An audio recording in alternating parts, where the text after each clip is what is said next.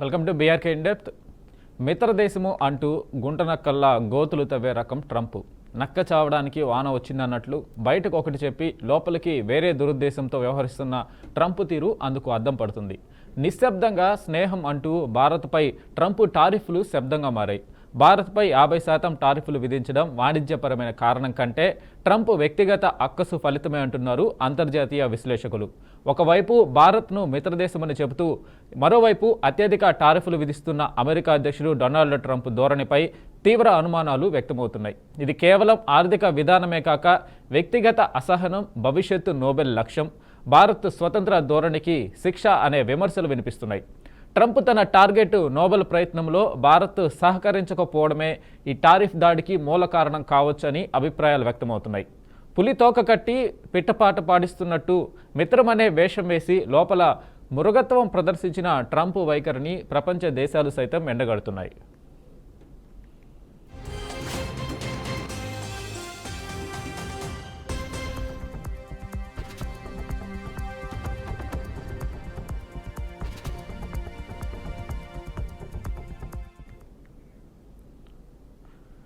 ప్రస్తుతం India America సంబంధాలు గతంలో ఎప్పుడూ లేనంత తీవ్ర అసమ్మతితో నిండి ఉన్నాయి. న్యూఢిల్లీ స్వతంత్ర వైఖరి, అమెరికా ఆధిపత్యాన్ని తిరస్కరించడం వల్లే ట్రంప్ నారాజుగా ఉన్నారని విశ్లేషకులు పేర్కొంటున్నారు. ముఖ్యంగా ఆపరేషన్ సింధూర్కు విరామం తన వల్లే వచ్చింది అనే ట్రంప్ ప్రకటనను భారత్ తిరస్కరించడమే అతని ఆగ్రహానికి కారణమని విశ్లేషణలు చెబుతున్నాయి. కశ్మీర్ అంశం, పుల్వామా దాడి నేపథ్యంలో భారత్ పాక్ మధ్య ఉద్రిక్తతల నడుమ ప్రారంభమైన ఆపరేషన్ సింధూర్కు సంబంధించి ట్రంప్ చేసిన నా వల్లే శాంతి ఏర్పడింది అనే వ్యాఖ్యను భారత్ తేల్చి తిరస్కరించింది. ప్రధాని మోడీ పార్లమెంటులో స్వయంగా 3 దేశాల ప్రమేయం లేదు అని పేర్కొనడం ట్రంప్ను నొప్పించిందన్న అభిప్రాయాలు వెల్లువెత్తుతున్నాయి. ఈ సంఘటన తర్వాతే భారత్పై వ్యాపారపరమైన గుదిబండలు పెరగడం ప్రారంభమయ్యాయి. ట్రంప్ కుటుంబం పాకిస్తాన్ సహాయంతో క్రిప్టో కరెన్సీ వ్యాపారంలోకి దిగిందన్న ప్రచారం బలంగా వినిపిస్తుంది. దీన్ని అనుసరించి పాకిస్తాన్తో సంబంధాల మెరుగుదల, ఆ దేశానికి చమురు అన్వేషణ హక్కుల ప్రోత్సాహం అన్నీ ఒక పెద్ద వ్యూహంలో భాగంగా ఉన్నట్లు అనిపిస్తుంది. ఇటీవల పాక్ నుంచి చమురు కొనుగోలు చేసే పరిస్థితి కూడా వచ్చే అవకాశం ఉందని చెదరగొట్టే ప్రకటనలు కూడా ట్రంప్ చేశారు.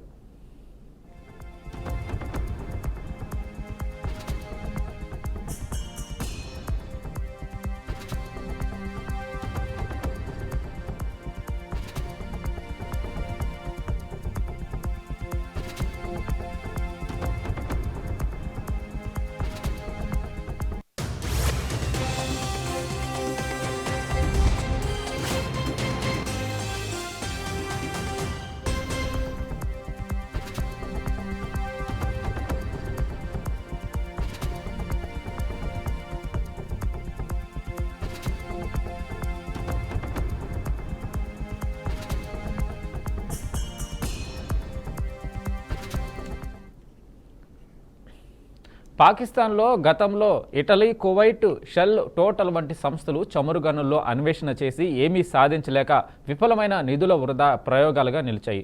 ట్రంప్ ప్రోత్సహించిన ఎక్సాన్ మొబిల్ కూడా కెక్రా 1 వద్ద డ్రిల్లింగ్ చేసే ఫలితం లేక వెనుదిరిగిందని డాన్ న్యూస్ వెల్లడించింది. ఈ నేపథ్యంలో పాక్ను ఆర్థికంగా ప్రోత్సహించడం ఒక రాజకీయ లబ్ధికి దారితీసే ప్రయత్నంగా కనిపిస్తుంది. అయితే అది వాణిజ్య సామర్థ్యానికి కాదు. ఇప్పటికే పాక్కు శాంతికర్తగా గుర్తింపు కలిగించడంలో ట్రంప్ ఆసక్తి స్పష్టమైంది. ఆయన ద్వారా భారత్ పాక్ మధ్య యుద్ధం ఆగిందని పాకిస్తాన్ అధికారికంగా ప్రకటించి నోబెల్ బహుమతి కావాలంటూ ప్రచారం కూడా చేసింది. ఇక ఇదే అంశంపై మనతో మాట్లాడడానికి విశ్లేషకులు వెంకటేశ్వరరావు గారు ఉన్నారు. సార్ నమస్తే అండి. నమస్తే అండి. సో ఏదైతే అమెరికా భారత్ మధ్య ఎన్నో సంవత్సరాలుగా ఉన్న ఒక బంధం ట్రంప్ అధికారంలోకి వచ్చాక బలహీనపడడం కాదు, పరిస్థితులను చూస్తుంటే బంధం తెగిపోయే పరిస్థితికి వచ్చింది. సో ఎందుకు సార్ అసలు ఏం జరుగుతుంది? ఇప్పుడు భారతదేశము అమెరికా మధ్యలో గతంలో పరిస్థితులకు ఇప్పుడు పరిస్థితులకు ఒక గణనీయమైన మార్పు అనేది మనకు కనబడుతూ ఉంది. మన భారతదేశానికి సంబంధించి ఈ పరిస్థితికి ప్రధాన కారణము అమెరికా, చైనా మధ్యలో ఒక ట్రేడ్ వార్ నడుస్తూ ఉంది. ఈ ట్రేడ్ వార్ ఎప్పుడైతే వాళ్ళ మధ్యలో ఒక గ్యాప్ స్టార్ట్ అయిందో అమెరికా లాంటి దేశానికి తమ గుత్తాధిపత్యం కోసం ఈరోజు ప్రపంచంలో ఉన్నటువంటి మొత్తం మిగతా దేశాల మీద తమ గుత్తాధిపత్యం కోసం వాళ్ళకి గతంలో చైనా ఎంచుకొని అక్కడ వాళ్ళ కావాల్సినటువంటి ఉత్పత్తులను తయారు చేస్తూ అక్కడి నుండి వాళ్ళు మధ్యవర్తిగా ఉంటూ వాటి లాభాలు తీసుకుంటూ మిగతా దేశాలకు అక్కడి నుండి పంపించేటువంటి ఒక మధ్యవర్తిత్వ వ్యాపారానికి అలవాటు పడ్డటువంటి యుఎస్ సడన్ గా వాళ్ళ మధ్యలో ఒక గ్యాప్ రావడం వల్ల ఇప్పుడు ప్రత్యామ్నాయం కోసం ప్రపంచ దేశాలలో వాళ్ళు వెతికి చూస్తే కనబడేది ఇండియా మాత్రమే. ఇండియా చైనా తర్వాత ప్రపంచంలోనే అతిపెద్ద మానవ వనరులతో పాటు అన్ని రకాలుగా న్యాచురల్ రిసోర్సెస్ తో ఉన్నటువంటి దేశము మన భారతదేశం. ఇప్పుడు వాళ్లకు ప్రస్తుతానికి వాళ్ళు చైనా తర్వాత, అంతకుముందు చైనా ప్లస్ అని అనేవాళ్ళు ఇండియాను, అంటే చైనా ఇండియా రెండు కలుపుకుంటే ప్రపంచంలో ఏ దేశాల్లోనైనా ఉత్పత్తుల ద్వారా గుత్తాధిపత్యం వహించేటువంటి ధోరణి నుండి ఈరోజు చైనా ఎప్పుడైతే పక్కకు వైదొలిగిందో అప్పటి నుండి ఇక్కడ ఇండియా మీద ప్రెషర్ పెరగడం జరిగింది. ఆ ప్రెషర్ పెంచే ప్రయత్నంలో భాగంగానే, అంటే టాక్టికల్ ప్రెషర్ అంటారు, ఇది ఇది అమెరికా వెస్టర్న్ వరల్డ్ వాళ్ళకు మనం మాట్లాడుకున్న టీవీలో మాట్లాడుకున్న సెంటిమెంట్లు ఇవన్నీ ఏముండయండి, వాళ్ళకి వ్యాపారమే మూలం. అది సో వ్యాపారం కోసం ఏ స్థాయికైనా దిగజారేయచ్చు, ఏ స్థాయికైనా వెళ్ళేటువంటి వ్యూహాలతో వాళ్ళు ముందుకెళ్తున్నటువంటి పరిస్థితి మనం రెండవ ప్రపంచ యుద్ధం తర్వాత, రష్యా కోల్డ్ వార్ తర్వాత ప్రపంచంలో వాళ్ళ గుత్తాధిపత్యం అనేది ఇలాంటి ద్వంద్వ వైఖరులు, ఇలాంటి వ్యాపార వైఖరి ద్వారానే గుత్తాధిపత్యం సాగుతుంది అనేది మనందరికి తెలుసు. అయితే దాంట్లో భాగంగానే ఈరోజు ఇంకో పక్కన ఇండియాను లొంగ తీసుకునే ప్రయత్నం మాత్రం భారీ స్థాయిలో చేస్తున్నారు. ఎందుకంటే ఈ మధ్య కాలంలో అమెరికా ఏదైతే వాళ్ళ యొక్క కొంత నష్టాలను పూడ్చుకునే ప్రయత్నంలో చైనాతోని వైరుధ్యం వచ్చిన తర్వాత వాళ్ళు కొంత ఇబ్బందులు ఎదుర్కొన్నారు అనేది అందరికి తెలిసిన విషయం. అది ఆర్థిక ఇబ్బందులు కూడా దాంట్లో ప్రధాన కారణం. అక్కడ స్థానికంగా ఉన్నటువంటి లోకల్స్ వాళ్ళ యొక్క జాబ్ ఇన్సెక్యూరిటీ అంశం కావచ్చు, లేదా వాళ్ళకు వస్తున్నటువంటి ఆదాయాల అంశం కావచ్చు, ఇవన్నిటి మూలాన ఇండియాను లొంగ తీసుకునే ప్రయత్నంలో భాగంగా ఈరోజు తీవ్ర ప్రయత్నాలకు తలెత్తి ఒక పక్కన పాకిస్తాన్ లాంటి నాటో దేశాలతో ప్రొవోకేట్ చేసి మన మీద యుద్ధాన్ని ప్రత్యక్ష యుద్ధం కాకుండా పరోక్ష మన మీద ఒక ప్రెషర్ పెంచడం కోసం మొన్ననే పుల్వామా వాళ్ళు చేసినటువంటి దాడులు, టెర్రరిస్ట్ దాడుల్లో వాళ్ళ పాత్ర ఎంత ఉందో ప్రపంచం అంతా గ్రహించింది. అయినా కూడా దాన్ని తిరగ చెప్పే విషయంలో ట్రంప్ నేనే మధ్యవర్తిత్వం చేస్తున్నానని చెప్తున్నారు. ఓ పక్కన ఆయన ఇలాంటి వాటికి అఫీషియల్ గా ప్రోత్సహిస్తున్నటువంటి అమెరికా, ఇంకో పక్కన ఇద్దరి మధ్యలో శాంతిని మేమే నెలకొల్పుతున్నామని చెప్తున్నారు. యాక్చువల్ గా మనకు అమెరికా, ఇండియాకి పాకిస్తాన్కి యుద్ధానికి మూలమే అమెరికా లాంటిది. అంతకుముందు యూకే అంటే ఇంగ్లాండ్ నుండి జరిగినటువంటి మొదటి తొలి నాళ్ళ ఈ అంశం ఇప్పుడు అమెరికా తన నెత్తి మీద తీసుకొని దాన్ని కొనసాగిస్తూ వాళ్ళ గుత్తాధిపత్యం కోసం పాకిస్తాన్ పెంచి పోషిస్తున్న పరిస్థితి మనందరికీ తెలుసు. ఒక చేతిలో మానవ హక్కుల ఆయుధం చేలో పట్టుకొని ఇంకో పక్కన వాళ్ళు ఏదైతే ఇప్పుడు ఈ వ్యాపార డీల్స్, వ్యాపారంలో అనైతికమైనటువంటి వ్యాపార వ్యవహారం, అంటే వాళ్ళ డబ్బే పరమావధి, లాభాలే పరమావధి అనేటువంటి పరిస్థితిలో వాళ్ళ గుత్తాధిపత్యము, వాళ్ళ లాభాలు, ఈ రెండిటి ముందు నామమాత్రంగా మనకు చూపించేటువంటి మానవ హక్కుల ఒక బూచితోని మన మీద గుత్తాధిపత్యం కోసం చేస్తున్న ఒక తీవ్ర ప్రయత్నంలో భాగంగా ఈరోజు ట్రంప్ ఒక భారీ స్థాయి నాటకానికి తెరదీశాడు. దాంట్లో భాగంగా ఈరోజు రష్యా మరి యుక్రెయిన్ మధ్యలో జరుగుతున్న యుద్ధంలో రష్యాకు ప్రోత్సహించేది అమెరికా అని చెప్పుకునే ఆ స్థాయికి కూడా ఆయన దిగజారి మాట్లాడుతున్న పరిస్థితి మనం చూస్తా ఉన్నాం. ఇలా అమెరికా రష్యా మధ్యలో జరుగుతున్నటువంటి వాళ్ళ యొక్క వ్యవహారంలో ఇప్పుడు ఏదైతే ఇండియాకు సప్లై, ఏదైతే వాళ్ళు గల్ఫ్ లో వాళ్ళ గుత్తాధిపత్యం ద్వారా ఇరాన్ లాంటి దేశాల మీద మొన్ననే వాళ్ళు సాగించినటువంటి యుద్ధం కావచ్చు, ఆ తర్వాత వాళ్ళకు ఆయిల్ రిసోర్సెస్ మీద వాళ్ళ పట్టు తగ్గడం కావచ్చు, చైనా ద్వారా వాళ్ళకు వ్యతిరేకత కావచ్చు, ఇవన్నిటిని మళ్ళీ కంపెన్సేట్ చేసుకోవడానికి, బ్యాలెన్స్ చేసుకోవడానికి ఇంకో పక్కన రష్యా యుక్రెయిన్ మధ్యలో గొడవ కావచ్చు, వీటన్నిటికీ ప్రత్యామ్నాయంగా ఈరోజు వాళ్ళ ఆర్థిక పరిస్థితి దిగజారిన పరిస్థితిని మెరుగుపరచుకోవడం కోసం కావచ్చు, వీటన్నిటి మీద ఇండియా మీద అతి ఎక్కువ ప్రెషర్ పెట్టడానికి మూల కారణం ఏంటంటే ఇండియాను రేపు పొద్దున వాళ్ళ యొక్క చైనా లాగా మనం గుప్పిట్లో తీసుకోవడానికి ఒక ప్రయత్నం జరుగుతుంది. ఈ ప్రయత్నంలో భాగంగానే ఈరోజు వాళ్ళు పదే పదే ట్రంప్ మోడీ మీద కానీ మన భారతదేశం మీద కానీ తీవ్రమైనటువంటి విమర్శలతో పాటు 25% నుండి 50% వరకు కూడా సుంకాలను విధించే ప్రయత్నం చేస్తా ఉన్నారు. దీనికి ప్రధానంగా మన మోడీ ఇలాంటి మన ప్రధానమంత్రులు కానీ ఇతర దేశాల సంబంధించిన కొద్ది మంది కూడా దీన్ని ప్రశ్నిస్తున్నారు. ప్రపంచ మేధావులు కూడా ప్రశ్నిస్తున్నారు. మీరు భారత్ మీదనే ఎందుకు 50% సుంకాలు వేస్తున్నారు? మీరు వేయడానికి కారణం మిగతా దేశాలకు కూడా రష్యా సప్లై చేస్తుంది కదా ఆయిల్. ఏదైతే రష్యా ఆయిల్ సప్లై చేస్తుందో అది తక్కువ ధరలో చేస్తుంది కాబట్టి మనం తీసుకుంటున్నాం. ఇలా కొత్తగా ఏం చేసుకోవడం ఎప్పటి నుండో చేసుకుంటున్నాం. కానీ ఈ రష్యా దగ్గర నుండి మనం తీసుకుంటున్నటువంటి ఈ ఆయిల్ దాని యొక్క రేటు తక్కువ ఉండడం మూలాన అమెరికా ఏదైతే గల్ఫ్ నుండి ఎక్స్పోర్ట్ చేస్తున్న ఆయిల్ కి ఉన్న వ్యత్యాసం వల్ల వాళ్ళకి నష్టం జరుగుతుంది. ఆ నష్టాన్ని పూడ్చుకోవడానికి ఒక పక్కన రష్యాకు మన మధ్యలో సప్లైస్ కట్ చేయడానికి ఒక ప్రయత్నం జరుగుతుంది.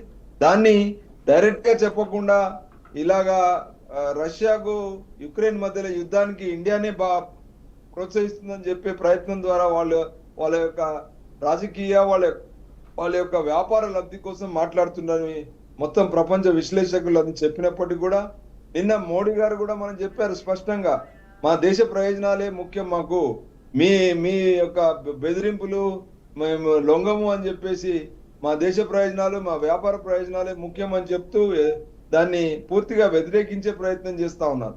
ఇవాళ భారీ స్థాయిలో అమెరికా నుంచి వచ్చేటువంటి పాల ఉత్పత్తులకు కూడా మేము అదే విధంగా సుంకాలు విధిస్తామని చెప్పేసి ఇండియా నుంచి కూడా రిటాలియేట్ చేస్తున్న పరిస్థితి మనం చూస్తా ఉన్నాం.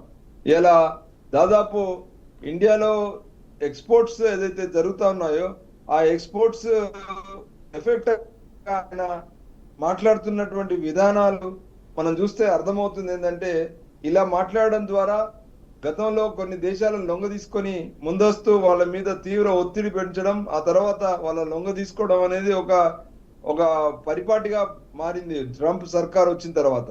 దాంట్లో భాగంగా ఈ రోజు ఇండియా మీద కూడా అదే తీవ్ర స్థాయిలో వెంకటేశ్వరరావు గారు సార్, అయితే అమెరికా లొంగ తీసుకోవాలనుకునే దేశాల పరిస్థితి ఏమో కానీ ఇండియా ప్రస్తుతం ఉన్న పరిస్థితుల్లో అమెరికాకి భయపడాల్సిన అంత అవసరం ఉందా? ఎందుకు అనంటే ప్రపంచ దేశాల్లో ఇండియా ఆర్థిక పరంగా కావచ్చు, సైనిక పరంగా కావచ్చు అత్యంత శక్తివంతమైన దేశాల్లో ఉంది. అలాంటి ఇండియా మీద ట్రంప్ చేస్తున్న ఈ టారిఫ్లు ఇవన్నీ ఇండియాని ఎంతవరకు కట్టడి చేయగలవు, ఇండియాని ఎంతవరకు భయపెట్టగలవు? ఆ టారిఫ్ల వల్ల ఇండియాకు వచ్చే ఇప్పటికప్పుడు ప్రత్యక్షంగా వచ్చే నష్టం ఎలా ఉంటుంది? అంటే ఇందులో మనం రెండు రకాలుగా మనం ఆలోచించుకోవాలి. ఎందుకంటే మన దేశ ఆర్థిక విధానము భవిష్యత్తు ప్రపంచీకరణలో భాగంగా మనం ఎక్కడుండాలి, మన పరిస్థితి ఏంటని ఆలోచించుకున్నప్పుడు మనకు దీనికి సమాధానం దొరుకుతుంది.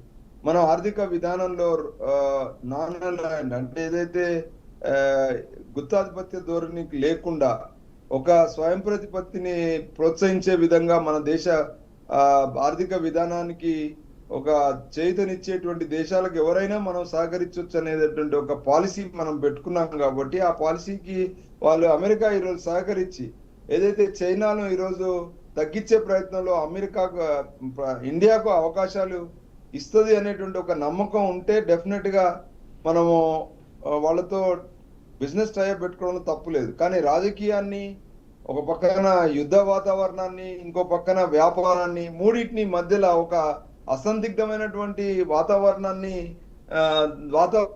ఆపుకొని నిర్ణయాలు తీసుకోవడం అనేది మాత్రం కరెక్ట్ పద్ధతి కాదు. అయితే ఇలాంటి సందర్భం వచ్చినప్పుడు ఒక సుదీర్ఘ కాలంలో రావాల్సినటువంటి ఒక పాలసీ మేకింగ్ అనేది చాలా ముఖ్యం. ఇందులో ఈ పాలసీ మేకింగ్ ద్వారా మాత్రమే మనకు సాధ్యం అవుతుంది అనేది మనం గ్రహించుకోవాలి.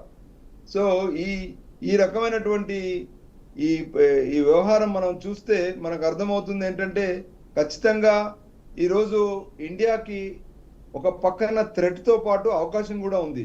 థ్రెట్ ఏంటంటే మన యొక్క